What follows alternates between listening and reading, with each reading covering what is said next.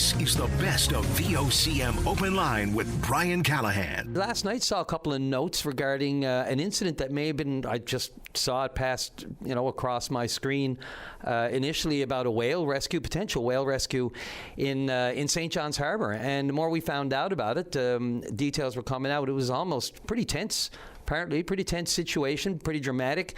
With a group trying to untangle a whale near the Narrows. And so we were looking for some information. Of course, the information came pretty exclusively from the Whale Rescue and Strandings Group. And on line one, as we speak, waiting patiently, and I really appreciate Julie Huntington's availability right off the top of the show like this. Good morning, Julie. How are you?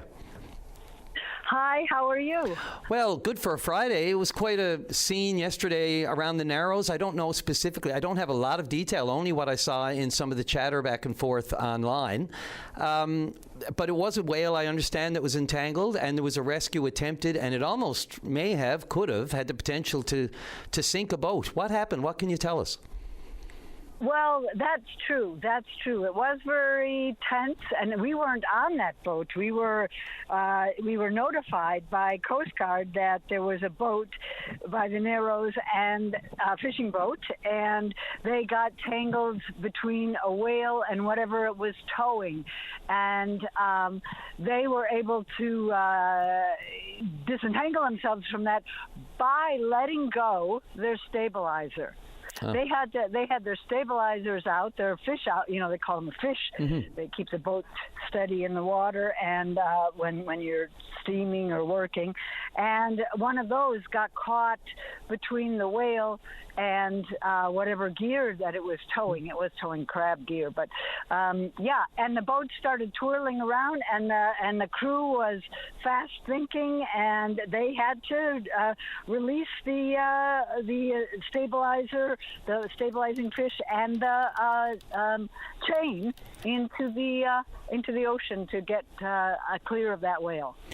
And so you weren't on that one, obviously, but you, where were you exactly again?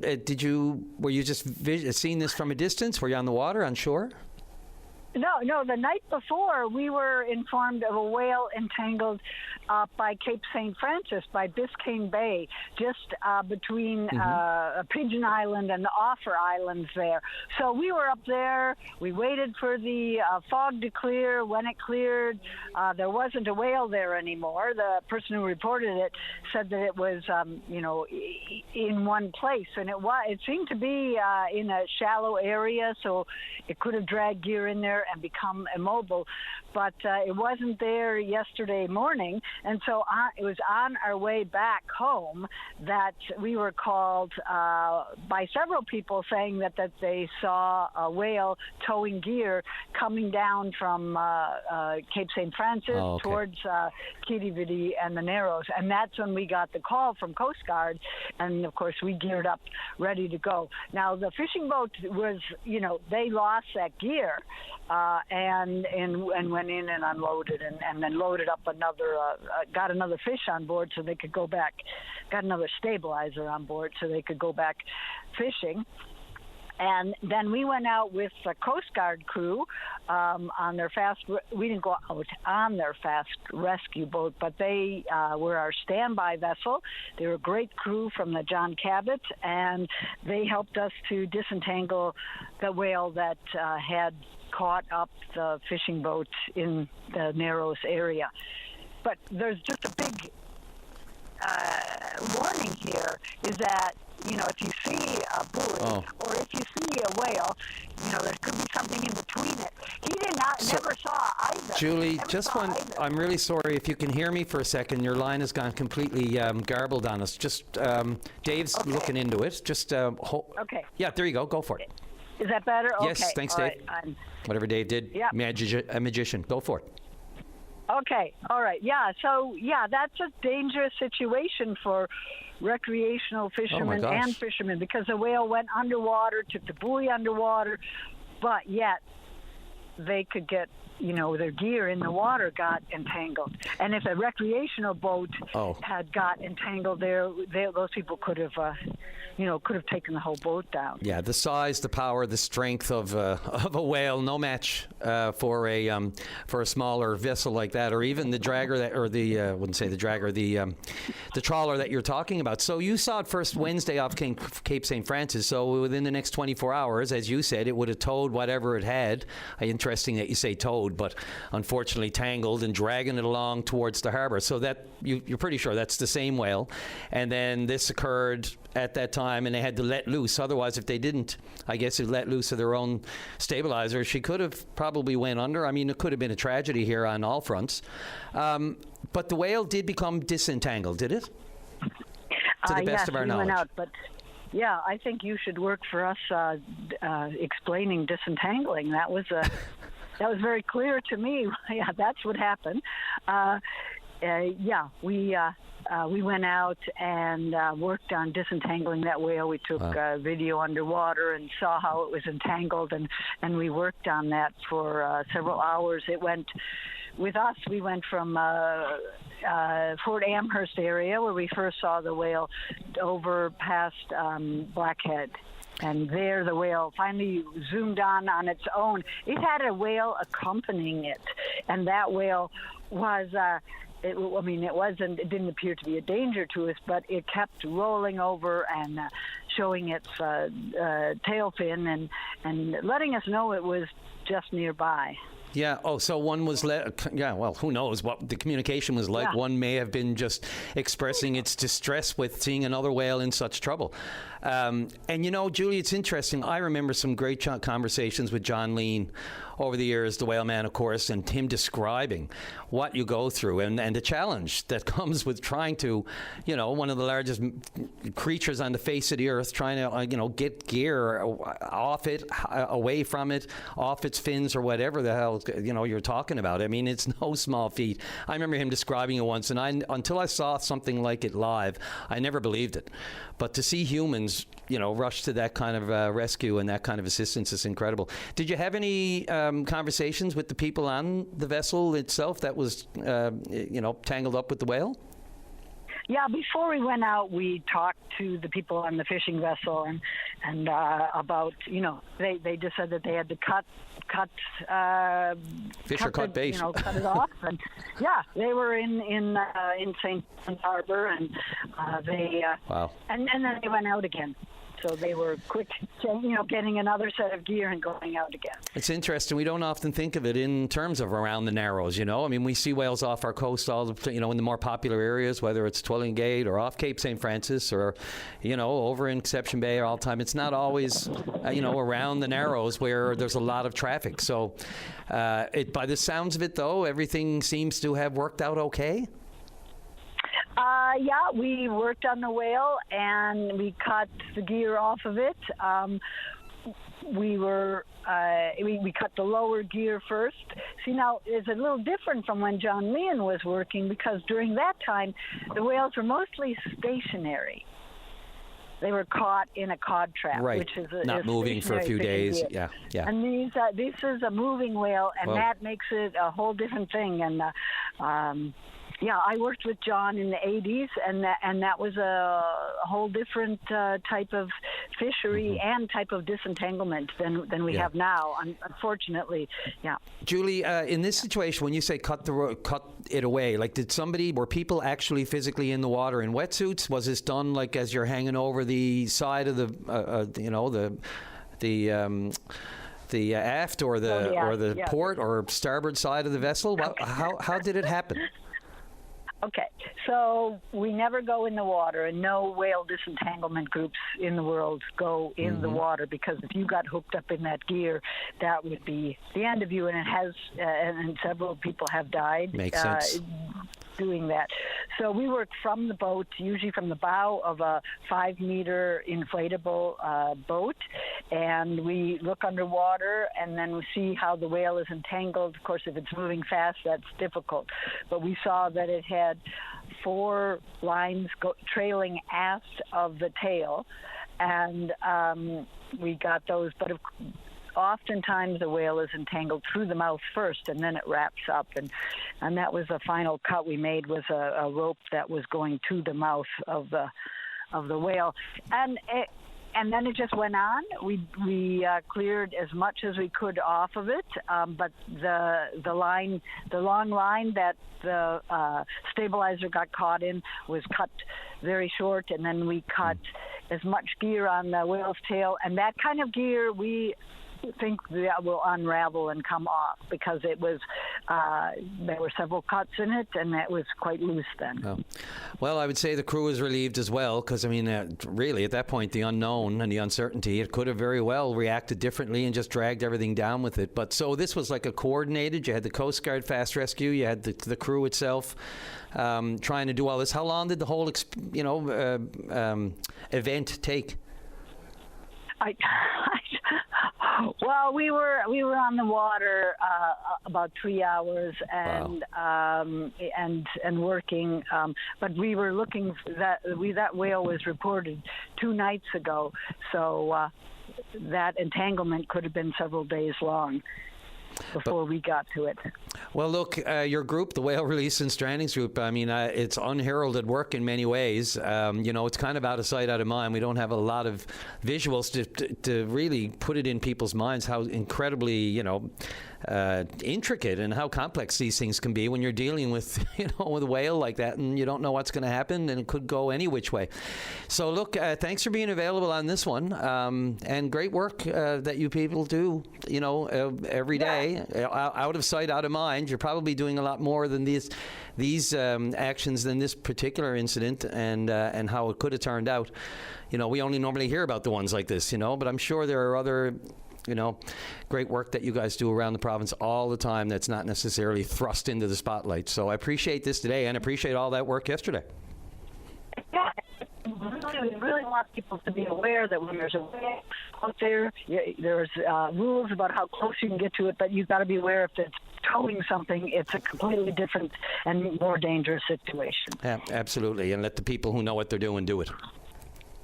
Well, if it's towing, you don't want to get your outboard motor caught in it or anything like that if you're a recreational fisherman. So, yeah.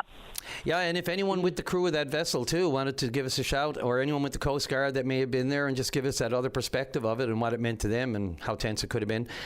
Yeah, anyway, I'm glad this worked out. Julie, thanks for your time, and thanks for all the work you do.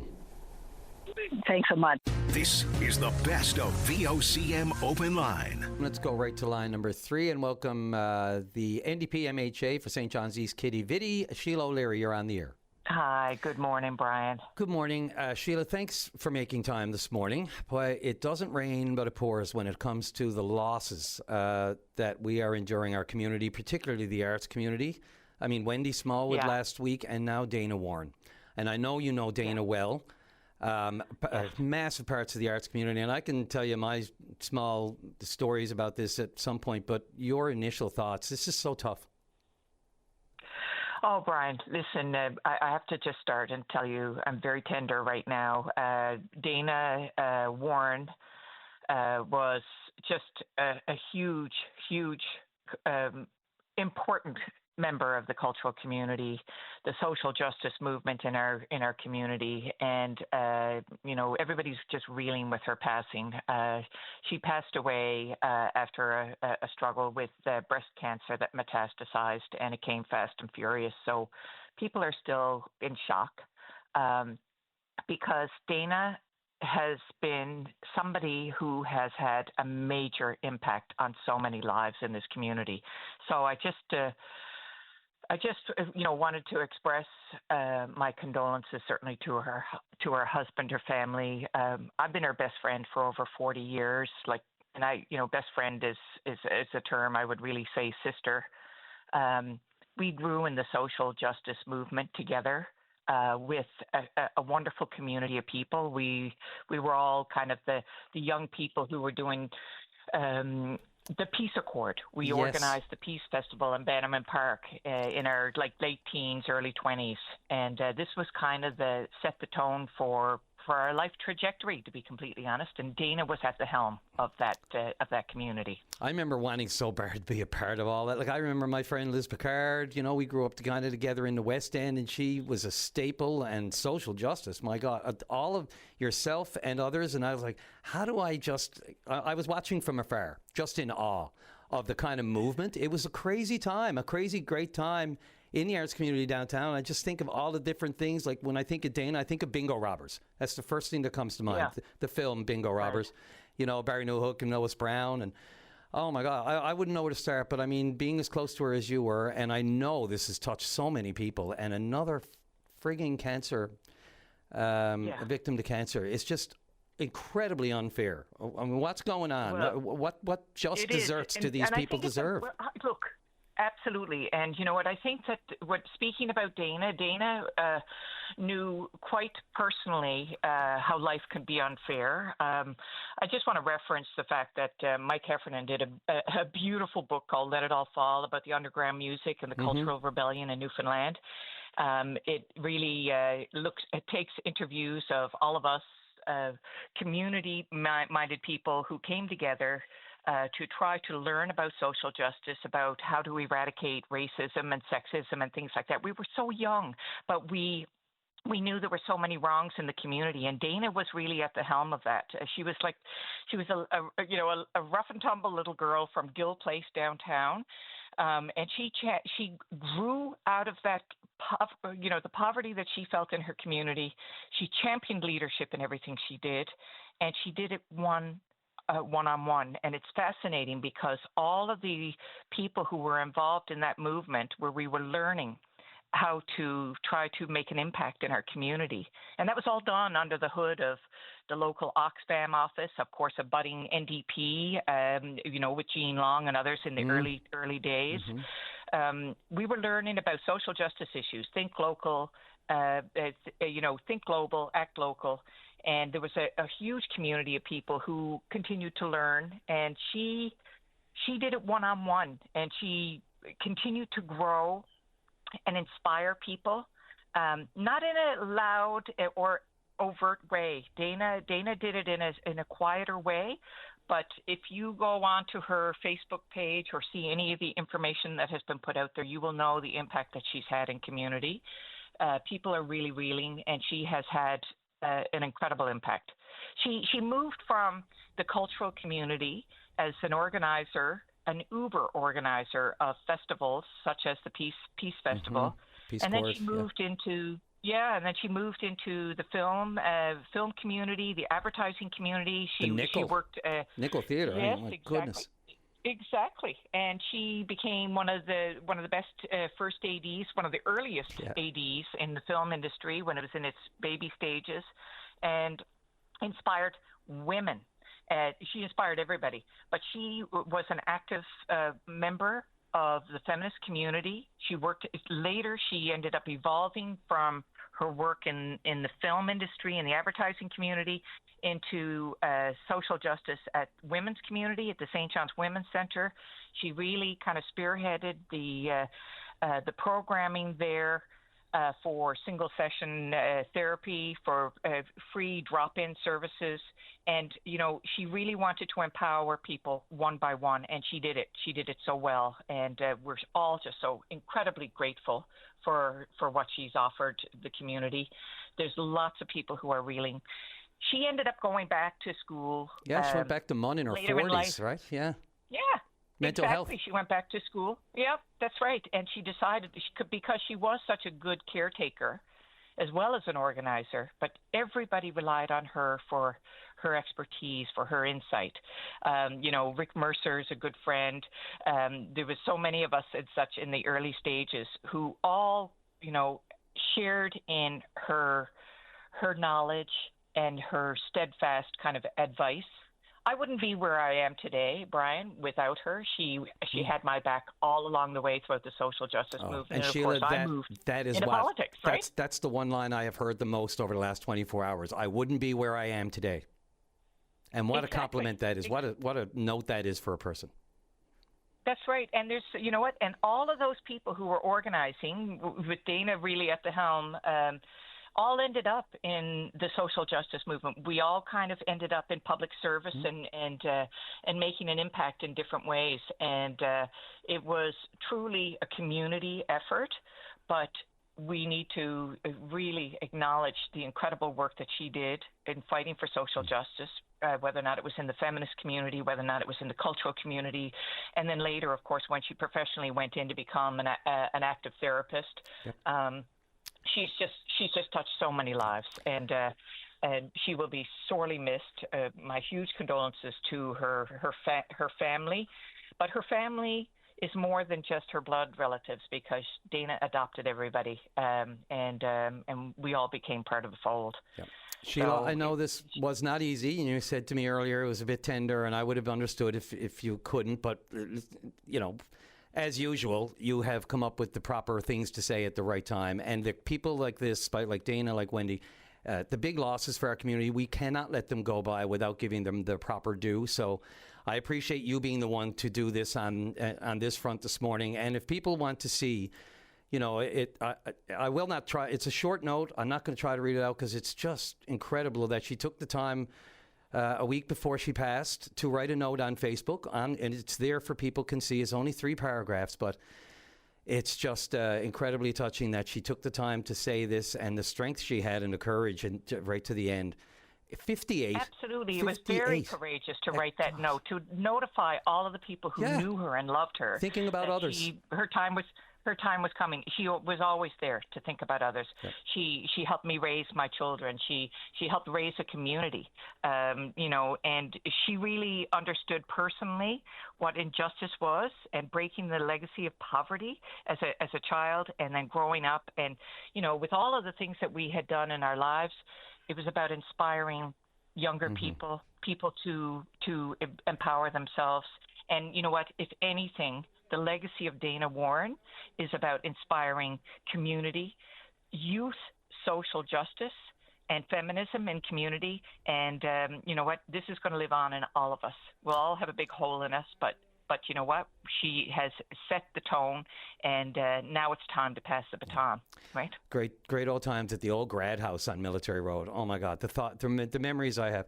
Sheila, thank you again for this. I very much appreciate it. Lots of big issues we can talk about another day. Thank you. Absolutely. All right. And God bless. And my condolences to everybody, her husband, and everybody who knew and loved her. Take her in your heart and bring her forward, because, you know what, we need that positive, inspirational energy in the world. So thank you, Dana. This is the best of VOCM Open Line. Go right to line number 1. Mike Tiller, New West Valley. You're on the air. Morning, Brian. Just a quick word, or a little bit of information for the general public. If you don't know, the Dr. Y.K. John Kittiwake Health Center in New West Valley is currently on diversion. It was started at 8 this morning, and it's lasting until 2 p.m. tomorrow. Oh, I wasn't aware. Yeah, that's an important one. Say that just the details again, Mike. Sorry, so our newsroom can get it as well. Sure. The Dr. Y.K. John Kittiwake Health Center in New West Valley is on diversion from, it was started at 8 this morning, and it's continuing until 1400 hours, 2 p.m. tomorrow. So where else do you go? You go to Gander, unfortunately. Okay. And just off the top of my head, how long of a difference is it just of a drive is that? Well, for us, it's a difference of 5 minutes and an hour and 20 or an hour and a half, depending on traffic. Yeah, that's about. I wanted you to say it rather than me try to guess 2 to 3 hours. But yeah, that would do it. Okay, I haven't seen anything from NL Health Services, but I'm sure they did make an announcement on Facebook yesterday, Brian, and I just want to know if our MHA or our Premier or our Health Minister is aware, because a lot of times they aren't aware of things that happen sometimes. So I just want to, I'm sure they're listening, and maybe they can speed it up a little bit, or if they're not aware, this is the second time I think we've been on diversion in the last month maybe, so it's creeping up there again, and it's not something that we want to see on a regular basis.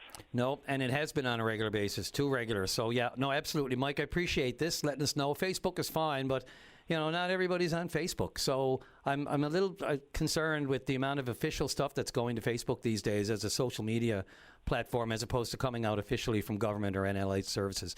But that's just me. And I tend to agree with you, Brian. Thanks, Mike. I appreciate it. I hope no one is inconvenienced, and in a serious manner, by that diversion. How long, again, is it supposed to last? Until 2 p.m. tomorrow afternoon. Okay. All right, Mike, appreciate the heads up. Thank you. We'll get it to the newsroom as well. Thank you, sir. This is the best of VOCM Open Line. Let's go to line number 5. And Sherry Tucker, Employee Engagement Specialist with Avalon Employment and, of course, Good Work Through Autism at Work. You're on the air. Good morning, Brian. How are you? I'm doing good for a Friday, Sherry. I love your energy and your enthusiasm, as always. So coming off the good work that you guys did and a great experience at the ECMAs, of course, man, I'm just looking at a note here. You're busy. We're hopping. We are hopping, but we've got some great news and something super cool to celebrate. So I think I mentioned the last time we chatted that we had just turned 1 as a program in April. Now we're celebrating a first anniversary for one of our folks getting the job that he wanted. Awesome. So Nicholas out in Clarenville has been assisting with accounting at CW Trucking. The way he got that position, of course, he had support through Autism at Work. But what's really cool, it's a kind of a fun little story on how he connected with that employer initially. It was actually at a poker game. And the employer noticed, like, wow, this guy's really got a knack for numbers. And things have just evolved. And Nicholas has now had 1 year of employment, 1 year continuing to be connected to his community. And what's really important to note, we always make sure to note that we've had 1 year of a taxpayer, contributing to our communities and contributing in our economy, which we think is a huge, huge thing. So that's a big win, and we wanted to make sure to give a shout out to our office in Clarenville for having that huge win. But also, of course, a huge shout out to Nicholas, one of our OG participants, for a huge success. Yeah, I'd be remiss if I didn't ask you a little bit more about that, the journalist in me. Through a poker game?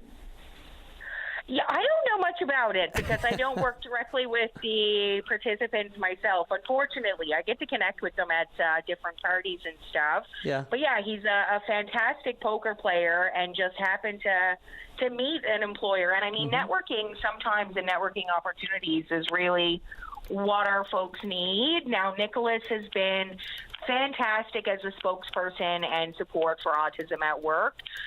He has hosted a number of different retro neuro-friendly days for us in order to connect some of our folks together in Clarenville. So he's doing awesome work all around, and he's just an all-around cool dude, honestly. It's really cool the way it was identified, though, right? Poker makes sense. There's a number crunching that goes on, percentages and all that sort of thing. I don't play much myself, and I don't watch it on TV. I don't know what that's all about. But, to be able to identify that talent, and not just dismiss anybody offhand for any kind of disability or any kind of differentness, if you want, from the rest of us, like whatever you want to call it, identifying a talent without any discrimination involved. It's just fantastic. And now he's employed for a year. It's great. Well, and recognizing those differences are the strengths. Yeah. They are the talents that we're looking for. So not just dismissing those differences, but really leveraging them and celebrating them. There's really something magic that happens there, Brian. Agreed. So, look, I'll let you run down. I know you got some stuff going on in Corner Brook to celebrate Pride and Canada Day in Pasadena. I'll just let you go. Just what's coming up? I've got a whole road show happening out in Western Newfoundland. So I just booked my flight, actually. I'm a last-minute Sally as an ADHD girl myself, but I'm hitting the road on Thursday, and I'm heading to Corner Brook, to Deer Lake. We're visiting some businesses in the area, but we're also going to be there to celebrate Pride. We're going to be giving out sensory items. We're going for Atlanticon, which is going to be a ton of fun. We're hitting Pasadena on Canada Day to make sure that we're celebrating there. And, of course, we're making sure to connect with some businesses and do some good work along the way.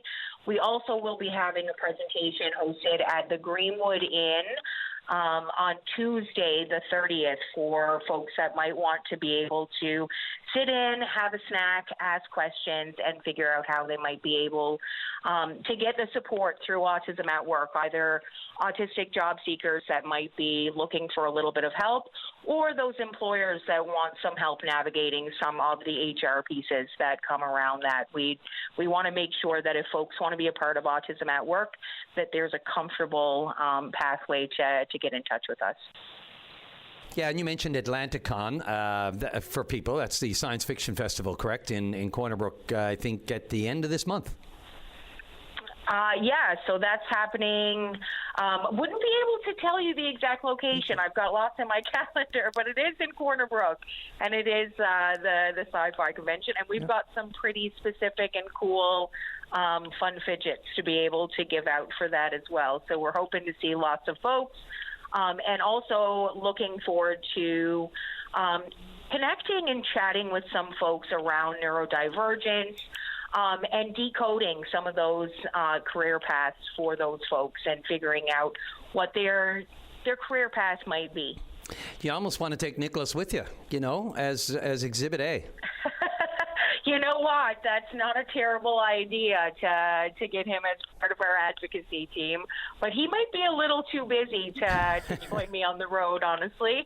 And good on him for that. I think the Atlanticon looks to me as it's at the Corner Brook Civic Centre. In the Canada House and meeting rooms. That's what I'm seeing online, but I stand to be corrected on that front. But do you have... There you go. Yeah, and do you have specific connections already made? Like, are there specific dates now? People are listening to this and saying, I wonder exactly when they're going to be where. So we do certainly have lots happening. We're in Deer Lake on the 25th, but we've got some pretty specific meetings that we're having out there. We're heading to Rocky Harbor as well. We've got a really cool business partnership with a business called Under the Stump. They are a fully accessible and inclusive Indigenous tourism business. But they also sell some artisan crafts that are made by an autistic individual in the area. So it is a super cool partnership to be able to support what they're doing. So I'm super pumped to get out and see them. And then on Friday, Saturday, and Sunday, we're going to be at Atlanticon. On Saturday, we've got Pride happening earlier in the day, so we're making both of those things work. On Monday, we've got some pretty cool meetings happening with some local businesses. Tuesday is the presentation. Wednesday, we're back to Canada Day, and we're going to be celebrating in Pasadena. So if you're looking to find us, that's kind of the road show, but the best way to connect with us is certainly to follow our socials and to be able to follow where we're moving around at any time. Yeah, and tell the truth, you were just looking for an excuse to go to Rocky Harbor. I would. Well, you know what? It's not a bad part of the job, Brian. It's I've got a lot of perks to what I do. I feel like we're doing great work, but there's definitely a lot of fun that we're having along the way. Yep, absolutely. I really appreciate it, Sherry. Thanks for the update on this, and safe travels. Glad you got a last-minute flight. I'd be driving. I love driving across the island, but time is clearly of the essence in this case for you guys in scheduling, right? Well, if I'm honest, I'm a bit of a passenger princess, so I always like for somebody to deposit me where I need to be. But I'm going to hit the DRL on the way home so I can have a little peek out the window along my travels coming back. Very nice. Okay, well, look, the great work and well worth the trips, and keep an eye out for your organization, of course, in Corner Brook, all over the West Coast, as you said, over the next couple of weeks till the end of the month with Avalon Employment. This is great. Thanks again, Sherry, very much. I appreciate the time. Wonderful. Thank you, Brian, and you have a great weekend. This is the best of VOCM Open Line. Let's welcome to the program the Cultural Community and Youth Programming Lead for the Ukrainian National Federation of Canada, the Avalon West Branch, of course, Katerina Sidorenko. You're on the air. Hi. Hi, how are you? Good morning, everyone. Thank you so much. I'm amazing. How are you doing? I am doing pretty good. As long as, we were talking about the sun shining. Doesn't necessarily have to. I'm pretty good. It's a Friday, and, things are okay. I'll say that. Perfect. Katerina, you have the Ukrainian community just leaps and bounds, and the contributions to our own community here, ever since, sadly, unfortunately, the thing that forced many of you from your country to come to Canada, but better things have occurred since then. Although, and I just say this, we can get into the issue, but, there's a thought out there that, and I would be remiss if I didn't just mention this off the top, that, now that the Iran war, quote unquote, is apparently settling down, dare we say. There seems to be a thought that more of a focus will come to ending the Ukraine-Russia war. Is there hope for that amongst the Ukrainian population? Yes, for sure. We are hoping, we are praying for that every day, because I ask all of my communities, everybody have family members still back to Ukraine, right? And everybody worried about them. My mom, my father is in Ukraine as well. So, yeah. We are waiting, and we are hoping for the best. Well, we wish that all the best, too. I never want to lose sight of that continues. And unfortunately, sometimes, news just gets pushed down, and this is not small news. So, yes, always on the top of our mind, and especially whenever I speak to anyone from your country. But this is a good news story. The Ukrainian National Federation, of course, you're basically helping promote the first Ukrainian market in Corner Brook. Tell me all about it. Mm-hmm. For sure. So I would like to welcome everybody who is in the Western Newfoundland, and maybe someone from the St. John's area as well. So we will have tomorrow a first Ukrainian market on the Western Newfoundland in Corner Brook. So market starts at 10 a.m. In Royal Canadian Legion. So it will be kind of a family event. Mm-hmm. So people can purchase different amazing Ukrainian delicious cuisine. Also, we will have different entertainment for kids, 2 workshops, Motanka doll workshop and flower crown workshop. The main topic will be Ivana Kupala. So what is Ivana Kupala? It's kind of a folk, traditional, ancient Ukrainian celebration of nature, of fire, of greens, of gardens, of flowers, and everything like that. So everything connected with nature. Everybody is more than welcome to. It is such a credit to your population, just yourself, that the positivity that you manage to keep up in light of everything that's happening back in your home country. I often see it, and I often try to put myself in your shoes and say, you're in a different part, but your life and your family and all of your existence is back there daily under this kind of threat. So it's amazing that you can, take that positivity and extend it and infuse it into this province through something like this. It's fantastic. Is there much of a Ukrainian population on the West Coast right now? Excuse my ignorance on that front. It's okay, no worries. And thank you so much for your kind words. Yes, we try to, life go on, right? It doesn't mean that we need to stop and just stay in sadness every day. We try to find the positive moments and do different events, share our Ukrainian culture. So right now the population, I would say 300 people.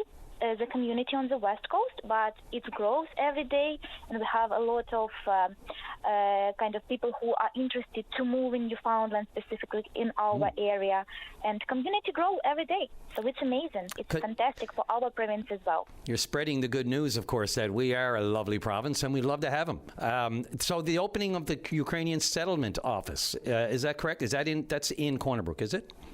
Yes, absolutely. So we have Ukrainians to settle down. Our staff is bilingual, so we speak Ukrainian and English fluently.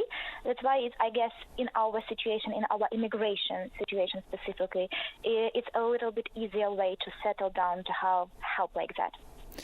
Languages. It's wonderful. And, the integration of the process for newcomers. It just reminds me of the office that we set up, of course, in Poland, that the provincial government did under the former government, to make the transition or the trip or I'll call it an escape, but to be able to safely transition from Ukraine to Canada, to Newfoundland and Labrador, our own office there.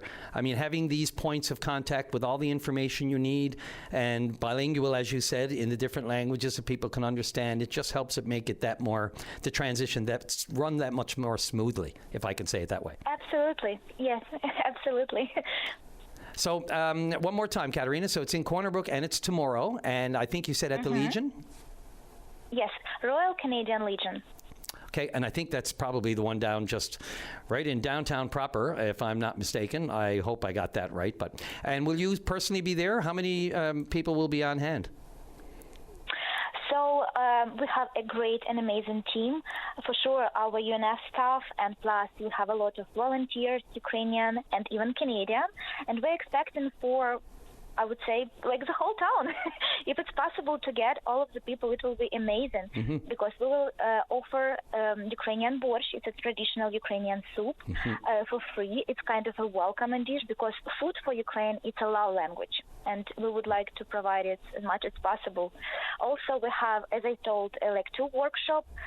Also, we will have a real flowers. We have a live music, amazing Ukrainian singer Snezhana Dovzhenko and accordionist Roman Sumin, which will be performing. And also, we will have like an amazing performance of our Ukrainian kids who attend Saturday Ukrainian school. They will perform first time on a big stage, so it will be amazing. One thing that strikes me, of course, like here with the Kubasonics and any of that I've gone to see, the one thing it's just the energy and the positivity is on bust. So if you're looking for a bit of positivity, and who isn't these days, this is right up your alley.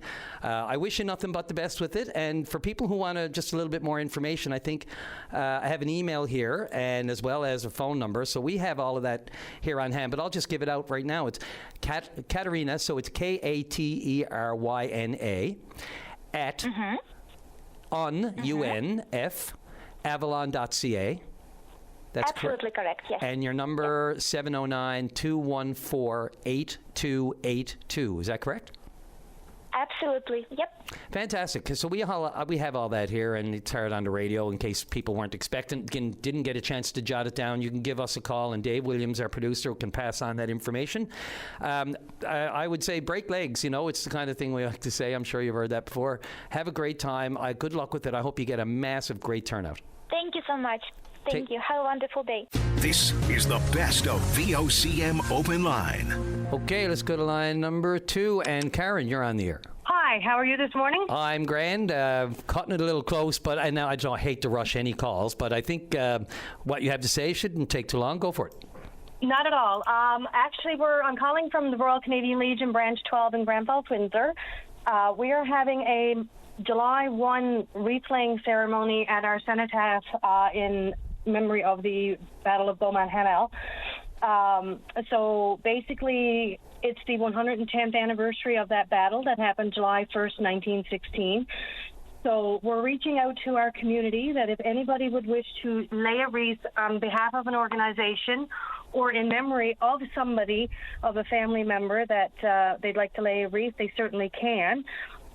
They can reach out to myself, the first vice president of Branch 12, at 709-486-8741, or Marie Hawkins at 709-572-2848.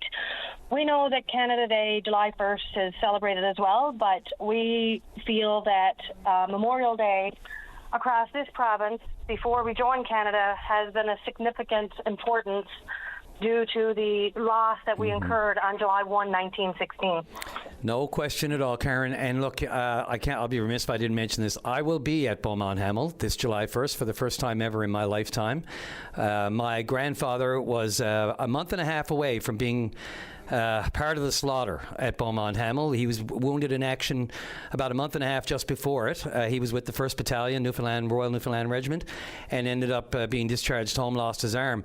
And then the boys went on to Beaumont Hamel about a month and a half later. And my mother is going to lay a wreath for the first time on behalf of her father at the War Memorial here on that day. So this is a special year for me as well.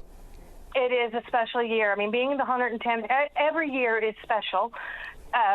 Starting with 1917 and onward, but this year as being the 110th, I think it's a little bit more significant, important, Absolutely. And we also need to remember all veterans that have served, currently are serving, and that we need to promote not just those conflicts, but all conflicts. Agreed, 100%. And I should say as well, my daughter is going to be there with me at Beaumont Hamel as part of the Shalloway Youth Choir.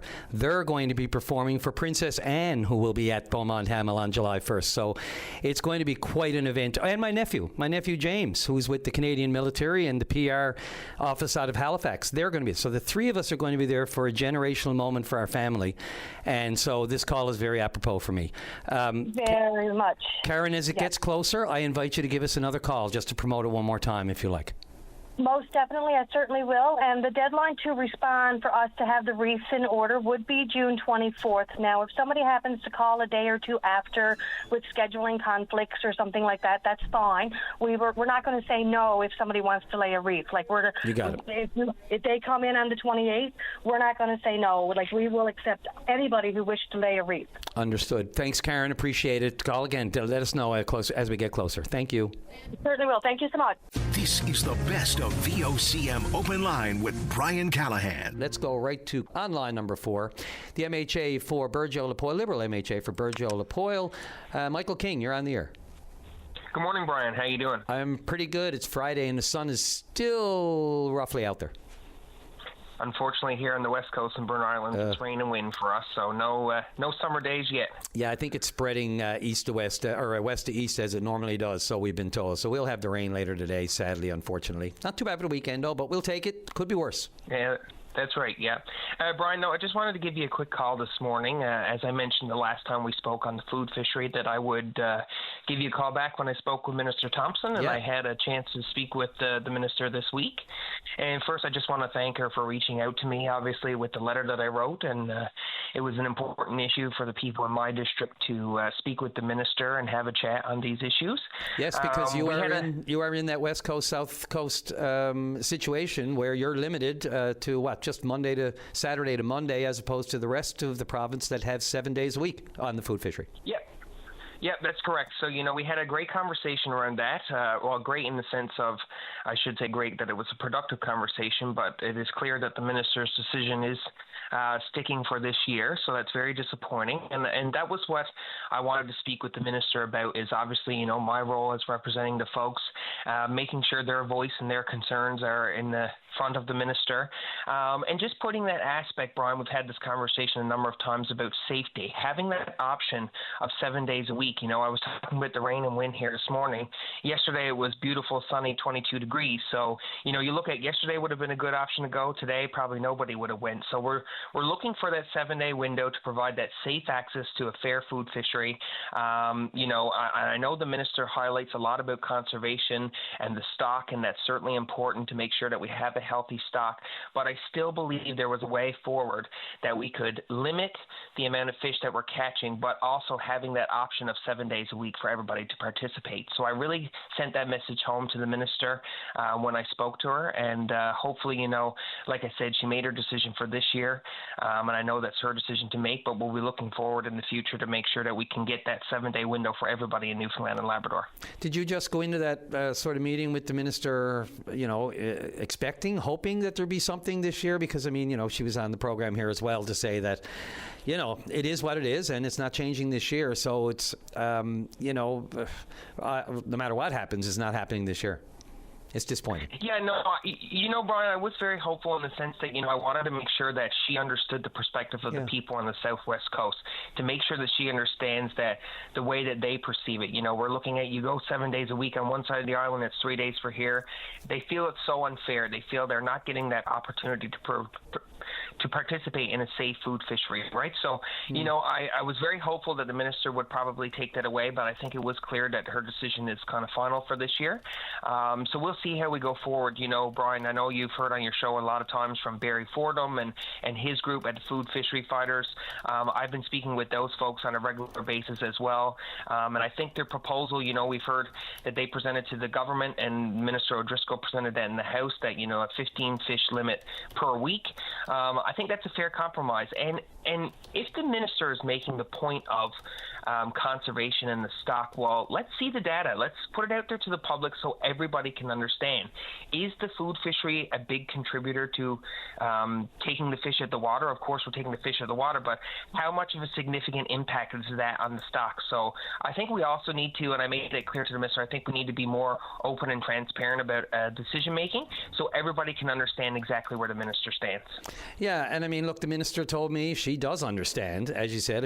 There's no misunderstanding. She even reiterated it and spelled it out herself, that she repeated the concerns, knowing what the issues are. But if she has that information and she's not willing to make a change this year, what gives you hope that it'll be any different next year? Well, I guess we'll see how stocks are, of course, and watch the data and the science. But I think we'll continue, and I appreciate the minister offering, an open line of communication for me to continue this conversation and other issues in the fishery, of course, because it's such a big industry here in my district. But we'll continue that conversation going forward, and I think that we need to continue that conversation around safety. We understand the position of the stock, but we really need to understand the safety aspect of people participating in this fishery. It is very, very important.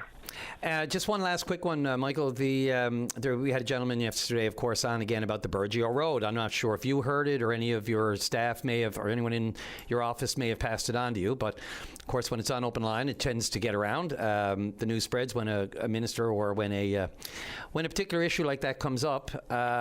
What's the latest you can tell me? He was concerned with the slow pace of any of the work that's going on, the sort of intermittent existence of workers on that road and doing bits and pieces here and there. Is there any light you can shed on what's going on there?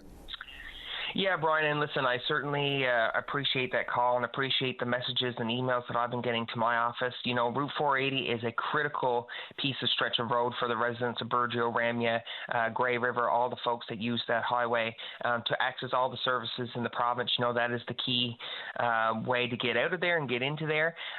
So making sure, there is some significant issues on that highway. I will certainly agree with them. I've seen the pictures, and I will be down there next week. I'm actually hosting a satellite office in the Burgeo Town Hall next week. So I'm looking forward to having conversations with those folks and seeing the conditions for myself. But I've been seeing the pictures and I've been hearing from the folks, and it's very, very big concern. And I've been bringing these issues forward to the minister when the House of Assembly was open on a regular basis, as I hear from folks, to make sure that the crew has the equipment they need to tackle the issues, but also that we are getting to those issues in a timely manner. I do know there's challenges, I think, with, there's timelines on which crew members have to be out and back in the daytime. That it's a long stretch of road to travel on, but we need to make sure we're addressing those issues in a timely manner so that people can travel on that road very safely, because like I said, there is some very, very serious craters on that road that can cause issues. And when you live there, you're probably more aware, of course, if you're traveling more back and forth, but then when we have visitors this time of year, it's a big tourism season on the go now, they wouldn't be so familiar, so it could cause some serious concerns and safety risk for people on the highway. So I'm continuing to have those conversations with the department and bringing those issues forward to make sure the minister and his team are addressing those issues. Okay, and I thank you for addressing it. I'm sure that'll placate some of the concern into short term, and I'm sure you're in touch with them as well too. So probably a lot easier to reach you than it is sometimes the minister, understandably so. But I appreciate it. Thanks a lot for touching on that one as well, Michael. Appreciate the call.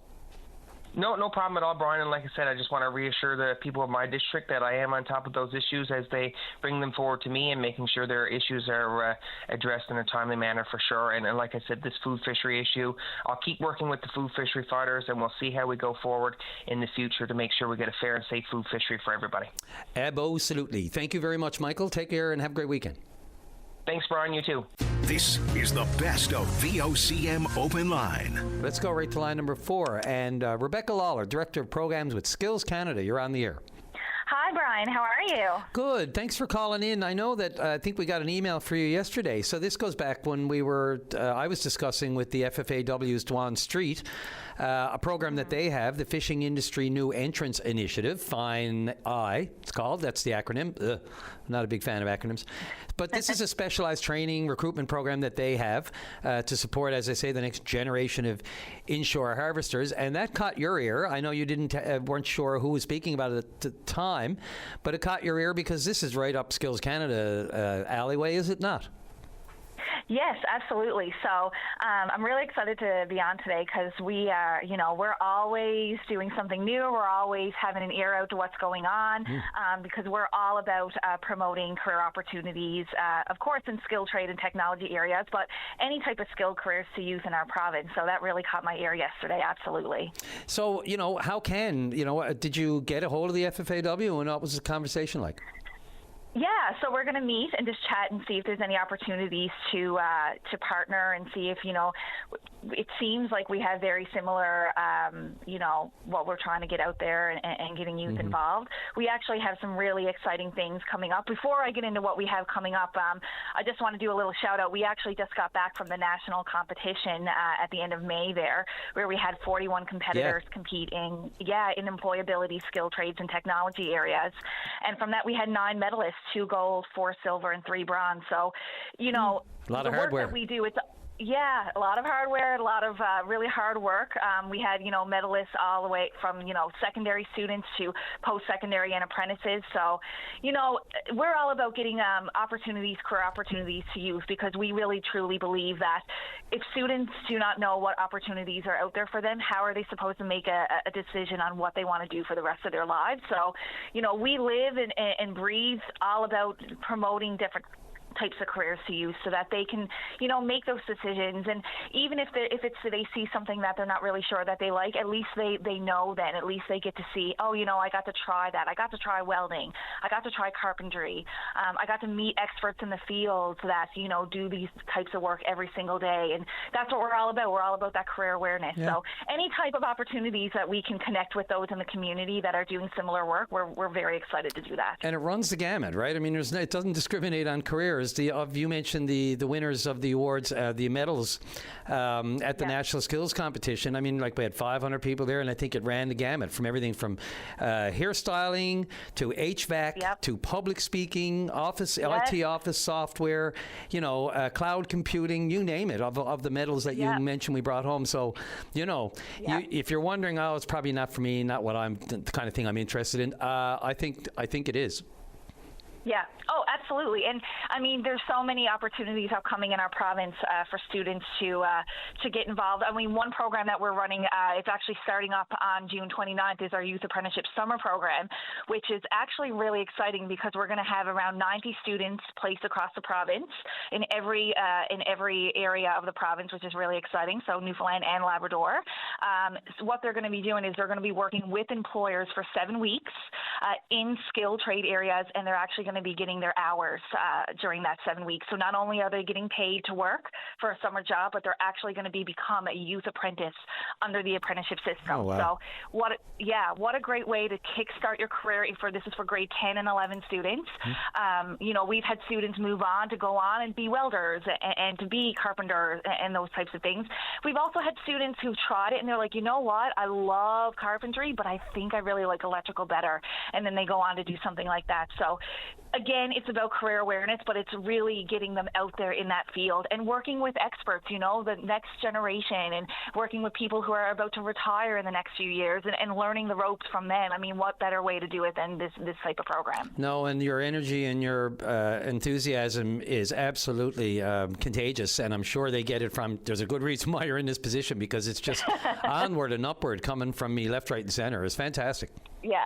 Yeah, so, we're really excited. You wanted to mention some of the other things you got coming up.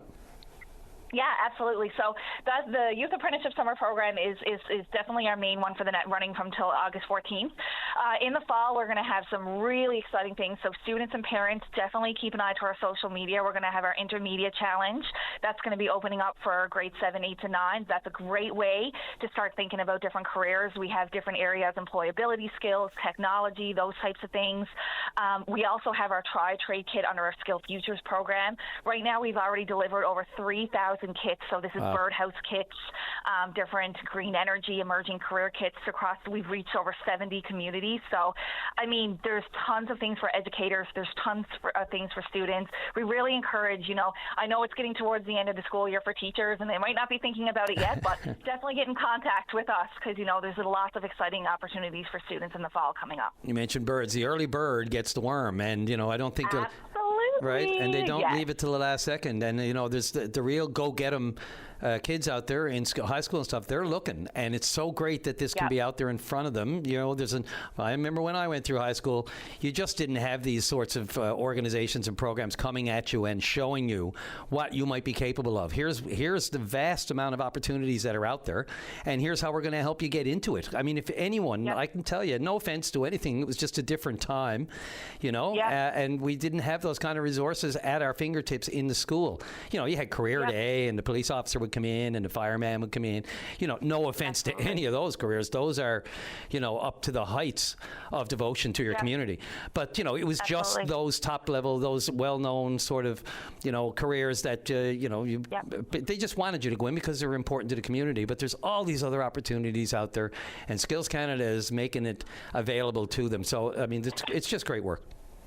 Yeah, well, thank you so much. I mean, it's true. A lot of people don't realize what refrigeration tech does, or people don't realize plumbing. I mean, a lot of students think, oh, I don't want to, you know, plunge toilets. Well, plumbing is way more than that. So when they take advantage of the programming that we have to offer, they get to learn those types of things, and that, you know, they're well-paying, well-secure jobs in a lot of these fields. So absolutely, no, couldn't agree more. And there's an art to plumbing a toilet too. So let's not diminish the importance. Listen, we all need a plunger. We all need someone to fix the lights. You know, these are things that like we take advantage of every single day. Absolutely. I can guarantee you I'm definitely not going to try to cut my own hair. I'm definitely going to go to a hairstylist. I'm with you on that one, 1,000%. The bowl that I had when I was 7, I gave that away.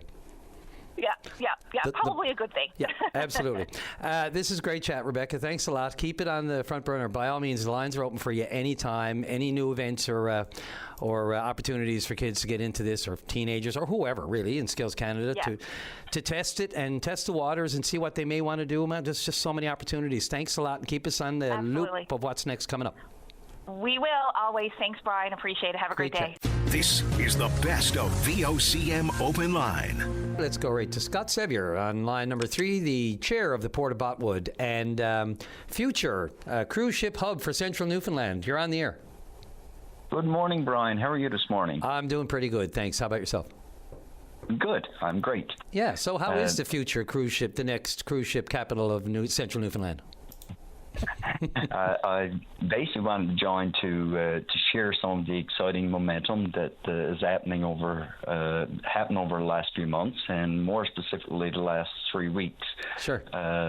Earlier this month, June 1st, we hosted a cruise ship symposium right here in Botwood. We brought together community leaders, tourism operators, and Cruise NL to talk about what it takes to attract cruise ships to our port.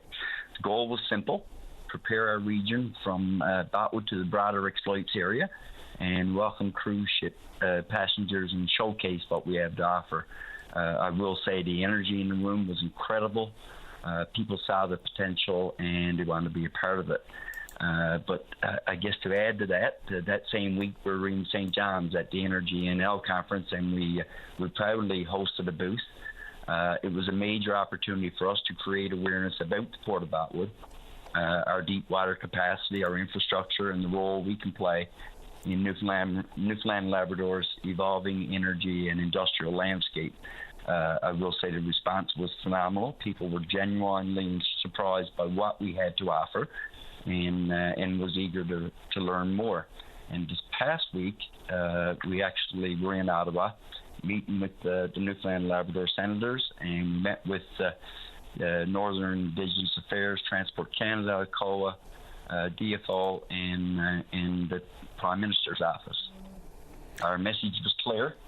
We were open for business, and we're ready to be a part of the province and the country's economic future. We talked about tourism, energy, logistics, and how federal partnerships can help unlock the port's full potential. And we feel that there's a real sense of momentum building around the Port of Botwood. It sounds like it. It sounds like it. And being at these, and you're doing your groundwork. I mean, being at these events like Energy NL, meeting with the ministers. My recollection of this, it's a lot about the jetty, isn't it? Or the wharf, the old wharf that's there, and the need to rehabilitate that before you could really. That would be kind of the first stepping stone, if it is. Is that right? Well, we actually demolished the Asarco work back in 2014, and we're looking. We have the design and engineering work done on a new structure in that same footprint. Right. And that's what we need. We need to revitalize the port. I've often said, I grew up in a time when we had a population here in Botwood, over 5,000 people. We had a corner store on every corner, customs office. The good old days. The streets were vibrant, hustle and bustle. Fast forward to today, we've lost basically all of our operators in the port. Population around 2,800 people, and there's no corner stores left. We lost our bank. We have no customs office. We're not on like most of rural Newfoundland. But at the end of the day, as we say, we were born on the coastline, so the port was basically our lifeline. And as go to port goes the community, and we just feel that with our long history. As a busy port, we're working hard to bring that part of history back into the fold. So it's a great effort. It's crucial for your town. I mean, look, and you got the murals. I mean, the mural capital of the province. Most people would say the local museums. There's incredible history there, even back to the paper making and the ships that would come down. I mean, mostly, cargo ships and even seaplanes, that sort of thing over the years. I don't know how many cruise ships you've seen. I saw one note saying one cruise ship has ever come down through the Bay of Exploits down there. And that's not an issue, is it? It's a deep water harbour you have, so depth and draft, or the depth and the draft of a vessel doesn't really make a difference. But you're not looking after the big Carnival cruise lines, are you? You're looking for something a little bit more intimate?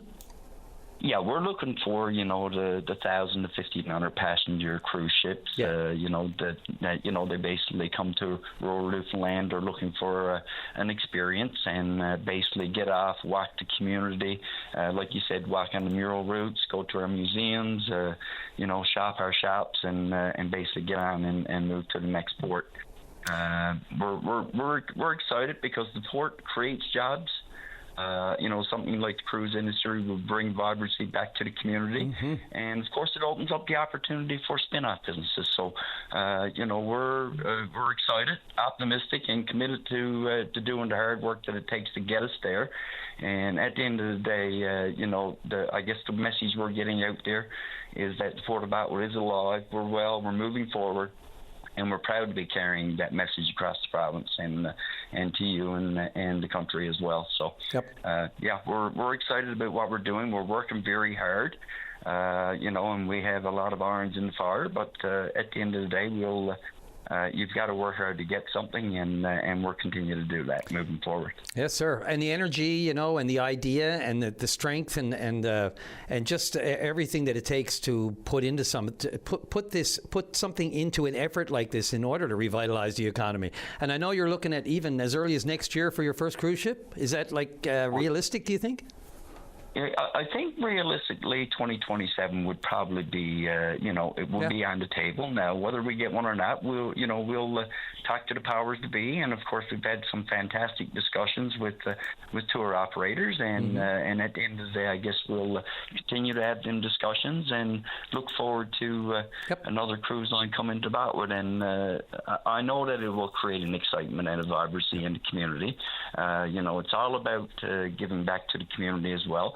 And a cruise ship coming in, there's not a lot of money in it for a port, but it brings a lot of vibrancy and economic spin-offs to the community, and not just the community of Botwood, those that are surrounding us as well in the Exploits region and central Newfoundland. Absolutely. Look, Scott, I appreciate the update on all of this. Keep us posted as it goes forward, and whether or not I always say keep us posted, but I just mean like after a call like this, people may wonder how it's going down the road. So by all means, give us a shout and let us know. Absolutely, Brian. I appreciate your time today. Thank you very much. This is the best of VOCM Open Line. Right to line number 2, and Fred, you're on the air. Hello? Good morning, Fred. Good morning. You're doing a wonderful, wonderful job. Greatly appreciated. Thank you. Listen, I'm here. I'm calling on Bill Alden, okay? Yep. My wife is in the long-term long-term care, right? Here in hospital in Billon. And I had a bill come to me yesterday for almost $1,500. Now, the problem with that is nothing straightened up with the hospital yet for me to pay for this stuff, right? Here, she was sick for a long, long time. She had home care here in Billon, here in my home for almost 20 years. Now, she's in the hospital. She's not getting that. I got to pay for it, right? So the problem with this is, if I haven't got the money to pay for this $1,500 bit, what's going to do? Are they going to throw her out on the doorstep, or what? That's what I want to find out. Well, I would say... where I'm going to get the money to pay for it. Well, fair enough. Now, I would say there'll be a discussion before anything like sudden and explicit happens like that. You know, the thing with long-term care, of course, right, is, you know, you do a financial assessment. People are assessed to see what they can afford, what they can't afford, and then they crunch the numbers and come up with an amount that you conceivably can afford if they look at your income and your taxes and on and on and on it goes. That's in the works now, but it takes so long to get it done. Like you said, that's almost, my wife almost died Christmas Day. No word of all, she almost died Christmas Day. Anyway, she's still in, nothing straightened up yet. And that's almost 5 months. Okay, so you have communication with NLH Services on this. The right ones and everything. But the problem is, what about I haven't got the money to pay for it? What happens there? Do you going to kick her out over the door or what? Well, you know, obviously, I'd hate to think it would be that cold, but then again, that's right. They would have to determine how come now you don't have the money when the assessment would have been done to determine that $1,500 is what you can afford. That's right now. But every month I got to pay $440 every month till she's in the hospital till the day she dies. Now, every month. Wicked, isn't it? Well, it is for some people, and it's not for others. I guess, as they say, it's income tested. Now, I mean, you're going to have to pay something for it. We all got to pay through the... I got to pay something. But anyway, she had a home care here, like you said, years, 20 years of it. And like you said, had no trouble whatsoever, right? But like you said, I know I got to pay something, but like you said, a big $440 bill. And it's there in front of me now. I owe for 4 months. It's crazy, isn't it? So there's a $440 bill, and then there's a $1,500 bill. Can you just... $1,500 bill is for the last 5 months she's in the hospital. Okay, that's the total for that. Yeah, that's total for that. And the $400 is the new bill for the month. Yeah. Okay. That's right. And so you mentioned right off the top that you're not set up yet. Do you mean you just don't have another... No, I'm not set up yet. I was talking to him yesterday. My wife signed the paper wrong. Should have been me signing it, but she's the one in the hospital, not me. So she signed it, and I put my name on the side of it. So but you're probably you'd be probably the designated support person, right? I mean that. Yeah, because she's only a young woman. She's only 54 years old. Sure. She's not getting no pension, nothing like that. Understood. But they'd probably do an assessment to decide whether or not she may be physically or mentally, or not mentally, but, cognitively capable. She can't move anymore. She's really, really sick. She's got a broken bone in her side, on her right side. I'm sorry to hear that. How old is she, Fred? You can't touch her, right? If you don't mind me asking, how old is she? Go ahead. She's 54. Wow, that's pretty young to be going through all that. And she's going through a lot. It was me. Or anybody else, you know what would happen. Like I say, but you wouldn't be trying in your life if you were in her situation. Well, let's not even. We got a young woman now. She was a little girl of mine. She grew up watching all this, but now she's on her own. How old is she? That's your daughter, is it? She's 22 years old now. She could never go with her mother. That is really sad, Fred. Anything, right? Health complications. Up now, Rick. Yep. Like you said, we had almost 20 something years of home care in this house. Jeez. They come in, looked after her, and they got paid and everything, and that was good. Now it was in another way. You got no choice in the matter. She almost died like a Christmas Day on her dinner. Christmas Day, you come here with the ambulance and everything, and ever since that, she's been in the hospital. Yeah, I mean, that's, the fact that her health... Crazy stuff, right? It is, and it's rough to be able to have to be going through that and then having to deal with the financial cost as well. But it sounds like you were well served by the system for those 22 years, and, yeah, I was. And now the situation, as we all know, and you get up in years... It's getting getting worse now, right? Yeah, exactly. So as the care gets worse, as her health worsens, unfortunately, even at 54, then the care gets more, specific and intense, and it's going to probably. I've been there, and like I said, I got a house to keep up to, right? Understood. And only myself, and I'm diabetic, and I got a heart block, right? Myself.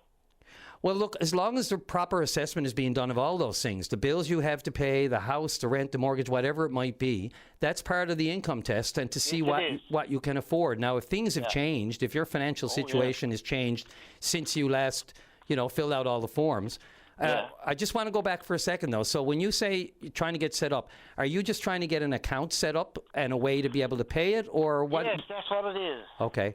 Anyone help? help? What they're going to help is get accounts set up and pay for it. Okay, and are you in touch with? And if I haven't got the money to pay for, what are you supposed to do? Well, you should cross that bridge when you get to it. Right? Well, they may have to redo a readjustment if you like to see that. Yeah, no, you can't afford it, and then they may very well reduce the cost. I've been dealing with the government since day one from when I got sick, from housing to everything else, right? Mm-hmm. Can you remember in time that Paddy J was on the radio talking about a man got ripped off on his rent here on Bill. Oh, you'd have to be more. Papers and everything. That was that guy, me. Okay, again. And that never worked out right either. They owed me money. I never did get it back first and last. So I dealt with the government before. So what are you supposed to do, right? Yep. Not familiar with that particular issue. No names or nothing. Who what was dealing with? Never did that. Yep. Never slandered no one. But it don't work out right sometimes. No, sometimes it doesn't. Sometimes it does. But look, if you go through the proper channels and you're not satisfied with it, I mean, time is of the essence. As long as you're talking to somebody at NLH Services and they can help you navigate through setting up the account, and if not, get a hold of your MHA, Fred Hutton. Yeah, that's right. I'm 63 years old now. I don't need this stuff on the go now. Nobody needs to be going through that, but you're at pretty young ages to be dealing with, See, I got 8 years on her, see? Yeah. And anyway, she's in there, like I said, she goes in every day visiting and everything. And she's really, really sick. I got to say that. Well, you have to settle. You have to try to arrange and settle up that issue with the account, and make sure when you do that, impress upon them the fact that you're squeezed now, probably a lot more than you were when you first signed on. That's right. And they need to do a reassessment. Like I said, everything got to work out right sometime. That's right. Yeah, and everything for a reason, I believe. But there you go.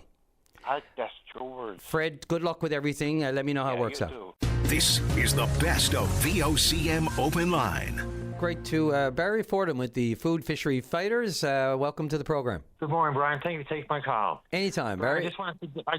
Yes, thank you. I just want to touch base with you about the food fishery as this week comes to an end. Yes, sir. What has not come to an end, Brian, is the food fishery fighters' resolve to ensure that all of our province's food fishers are treated equally and fairly, especially when it comes to safety on our waters. Mm-hmm.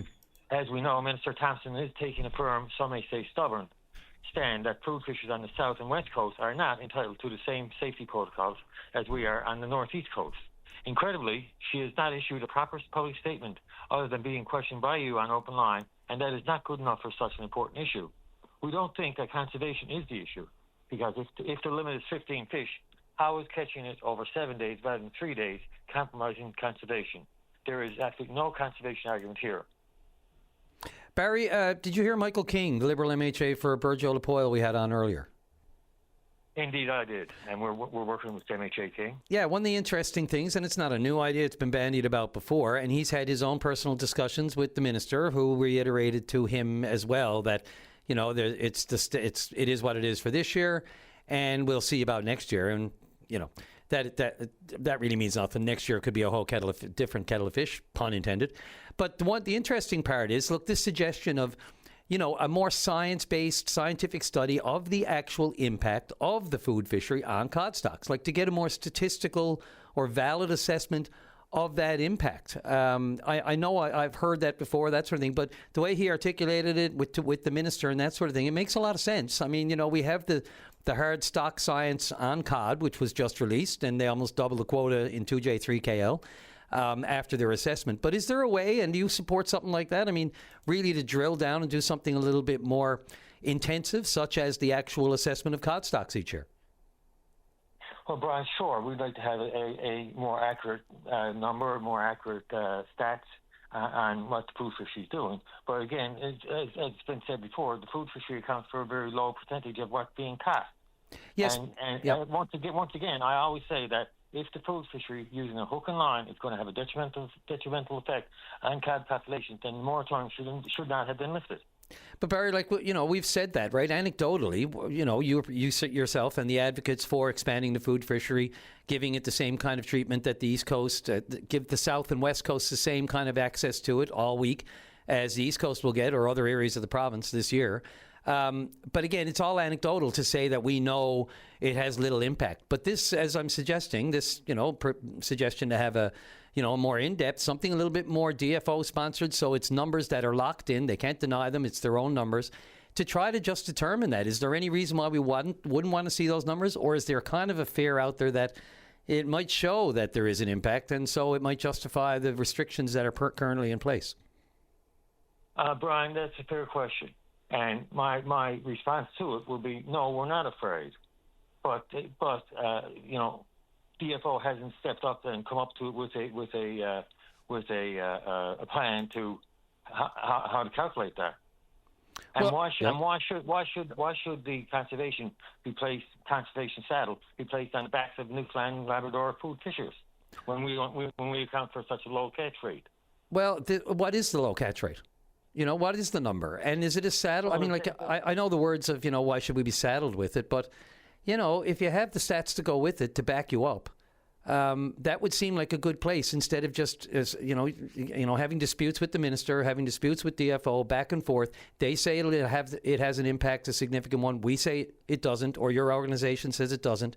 I mean, it's just a vicious circle. You'll get nowhere. Yes, indeed, Brian. And the thing is that why should the food fishers have to come up with the stat numbers? I'm not saying they have to.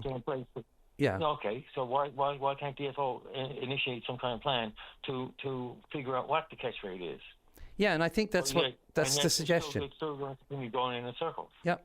And that's and sorry, go ahead. No, my apologies. We're just on a little bit of a delay. You go ahead, Barry. Brian, so if the to figure out the catch rate, then DFOs should come up with some kind of plan, and that the plan should not include license and tags. I'm not talking about that at all, but they should have some kind of estimate or whatever. And so if the food fishery isn't extended to the South and West Coast this year, I guarantee you, Brian, it will be years and years in the future before they ever open the books to get to look at the food fishery again. That's my honest opinion. No, fair enough. And you mentioned, the reporting and the tagging, that sort of thing. That the survey that was done, which had like a 99% response, it was crazy. If you need to see any indication of the interest in the food fishery, is right there before your plain eyes. But on the tagging system, of course, of the survey, 46% did not support the introduction of any kind of reporting measures presented. For the actual, that was almost 50% didn't want to see any kind of, having to record your catch and tagging system, paper logbooks or e-logs or whatever. So I can or even, God forbid, an individual license to go to food fishery. I think that would be a backward step, to say the least. Well, I mean, the Maritimes don't have it. Yeah. So why should we be subject to it? BC has it, but they have a sport fishery for a different species, so it's a different kind of fish altogether. Yeah. So to speak, no pun intended. I know, it's such an easy one to grab onto, isn't it? The kettle of fish. It is. Brian, we have asked the minister to provide a response. Sorry. That's okay. We have asked the minister to provide a response to our letter after she was questioned by you to outline the rationale for her decision and if the Transportation Safety Board was consulted regarding the safety factor in her decision. Right. Evidently, she has not adhered to her own department's advice that safety is priority one. And Brian, that's why we fought for a longer week to fish. It's safety. And this was recognized, but only for half the province. Her own words, Brian, the department reminds food fishers to practice safe boating and check the weather before heading out this summer. We want fishers to know that we have not given up, and our fight is not against conservation. Conservation and safety should work together. Yeah, and going back to the survey, respondents, people were asked what challenges they encountered in participating in the food fishery. 87% said it was the weather. And then you add on that to your work schedule and you're further restricted. So if the weather's not cooperating, your work schedule is not cooperating, you're already discriminated. You can't do it as often as other people in the Maritimes or the rest of the province. And I mean, that's the inequity here, right? There you go, Brian. And I'm not going to say I rest my case. Our committee continues to meet on this issue, and we're consulting with several MPs and MHAs, including MHA Michael King, who was on the show earlier, we just mentioned. Yep. We have written to Provincial Minister of Fisheries, but no response yet. We thank the province for their support, but it should be taking more of a leadership role. Was the province even consulted on Minister Thompson's decision? Yeah, I don't know if you've gotten a straight answer. I doubt they probably went to the provincial government on this, given the jurisdictional issues, right? Offshore versus inshore. Yes. And I just look at, when we talk about that survey, it almost boggles the mind. Sometimes I wonder why. I mean, none of these numbers will come as a surprise to anybody, and I doubt DFO as well. So it served to bolster the arguments, really, for expanding the food fishery. I mean, look, you got 63% favored a higher bag limit. Half of that supported, the current one. 52% supported a higher boat limit. And the rest of the numbers compared to that don't compare to that. They're minimal. They're almost non-existent. 57 preferred the fishery open all week during the summer period, July to August. The numbers speak for themselves. I still wondered why we ever needed that survey. It seemed to be what's the best word for it? I won't say a no-brainer, but the writing was already on the wall. It just served to confirm everything we knew, really. Brian, what we heard before, we call it the what we already knew report. Seeing you just brought it up, Brian, I think it was a stalling tactic by the federal government, by the federal minister herself, to get into another year. And that's what this is now on the north and the south and west coast, is a stalling factor to say wait next year. Brian, I just want to say my own personal opinion, and this has nothing to do with me being on food fishery fighters or anything else. Okay. In my personal opinion, the minister is acting like a spoiled child who doesn't get her way and takes the only ball in the playground home. She has forced into making a decision that either she didn't want to make or she was going to, but we spoiled it for her when we began our lobby. The food fishers should not be punished for speaking up or out about equality and safety. And that's my own opinion, Brian. No, I appreciate it, Barry. I would just, obviously, it is your own, so you're not speaking on behalf of the entire group. Through my experience, Barry, we have to forge good relationships on this thing, whether it's through as hard as it is to do with DFO, only because of the history. It can be tough to do at the best of times, but I think we can, and I'm not trying to tell you how to do your job or how to advocate, but, the pejorative language and that sort of thing, and, like a petulant child or a spoiled child, I'm not sure it advances the cause, and that's just my own personal opinion as well. I get the frustration. But I would just say that, and I'll just leave it at that. I understand that, Brian. Thank you for your opinion. You're welcome. Thanks. One last thing, Brian. Yeah, go for it. I want to say that one last thing. I want to say that I don't understand why the St. John's Harbour Authority has issued a statement saying that the boat launch at Fort Emmer Small Boat Basin, or Process Rock, has announced its withdrawal from the food fishery due to unforeseen circumstances. This is a major inconvenience for food fishers. If this last-minute decision holds, food fishers will have to go elsewhere to launch the boats, obviously. Yeah. This is a major inconvenience, which will add extra pressure on other boat launches, and fishers may not be familiar with hazards in these new waterways. For example, if I've been launching from Process Rock in St. John's Harbour for forever, and now that's going to be closed, I got to go to Kitividi or someplace like that and talk about Kitividi, and that channel, the Gut, is a very dangerous spot. Mm-hmm. And people who have no experience with that, you could certainly see people getting harmed or drowned or God knows what. Well, and I don't understand why they had to close it during the food fishery and why they waited this long to notify the general public about the closure of it. Well, my understanding is for the reasons you just said, safety. I mean, the traffic down there now in the midst of the construction, the multi-million-dollar reconstruction of the boat basin, and the traffic, the commercial and otherwise, they've deemed it, and on the air, we're all talking about safety here, whether it's the food fishery or, as you said, the tenuousness of getting in and out of the Gut. And the work that's ongoing with the traffic coming back and forth, much larger vessels than the smaller ones that might be engaged in the food fishery, they've deemed it, and look, I'm no fishery engineer, I'm no harbor engineer, underwater, whatever, but at some point, I'm sure they knew the blowback was coming, but this was strictly for safety reasons. So, on one hand, we want that to be the priority for the food fishery. On the other hand, I get it. It's an interruption and a sudden one for the fishers that work out or sail out of the boat basin. But it seems temporary, and the work, everybody wanted done. So anyway, Barry, look, that's a subject I'd love to explore a little bit more in depth, only because I'm past the break. Next week, if you're up for it. Brian, absolutely, Brian. Thank you for your time, and as always, it's been a pleasure. All right, yes, that'll do it for the week and the day here on Open Line. Drive safely, arrive everybody, arrive alive. VOCM cares.